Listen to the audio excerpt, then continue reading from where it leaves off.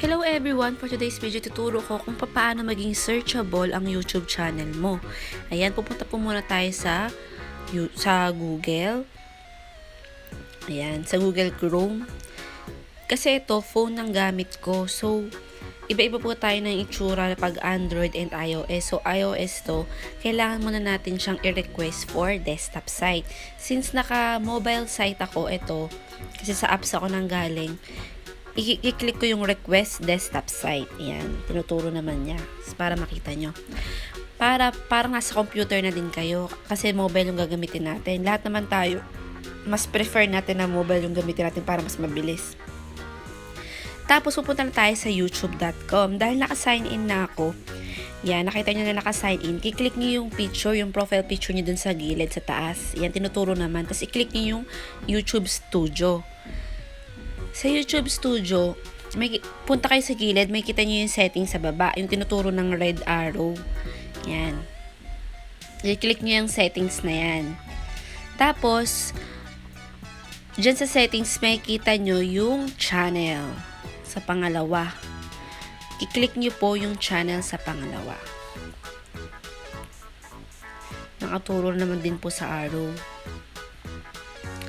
Dyan sa channel, may kita nyo yung keywords. Doon, itatag nyo po lahat ng name nyo. Kunyari, BJ Foods&Tips, yung exact na name nyo. Kasi diba may capital letter, may small letter, BJ Foods, yan. Minsan pwedeng BJ din para lumabas na rin yung name nyo doon. Kasi, napansin ko, hindi na si-search yung name ko pag pinapahanap ko sa family and friends ko, hindi nila nakikita kasi nagpalit ako ng name dito sa YouTube. So, yung previous name ko, yung unang-unang name ko, yun yung nasa-search nila. So, nag-decide ako na itag yung name ko para makita nila kahit hindi capital letter, yung isulat nila kahit dikit-dikit. Yan. Tinype ko lang siya, BJ Foods&Tips. Para pag sinabi ko, try mo BJ Foods, lalabas agad yung name ko. Or BJ Foods&Tips. Yan, mamaya ipapakita ko sa inyo. Yan, tinype ko rin yung small letter, yung capital letter, yung mismong name ko. Para mas madali nila kayo na mahanap. Kasi minsan, hindi natin maiwasan na nagkakamali. Pag nagsa-search tayo ng name, capital letter pala, hindi nalalabas yung name mo nun. Pag hindi exact same doon sa name mo. Kaya mas maganda itag nyo siya, guys, sa settings. Yan. Isa-save natin yon, i-save, done and save. Tapos, pupunta na tayo dun sa YouTube channel natin and then magsa-search na tayo. Yan, i-search natin siya. Search natin BJ Foods&Tips.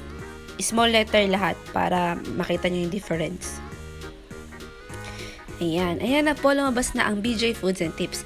Kahit na capital letter lahat yan, tapos ang sinearch ko small letter, makikita nyo pa rin yung account ko, diba? Yun lamang po. Thank you for watching. Please don't forget to like and subscribe to my channel.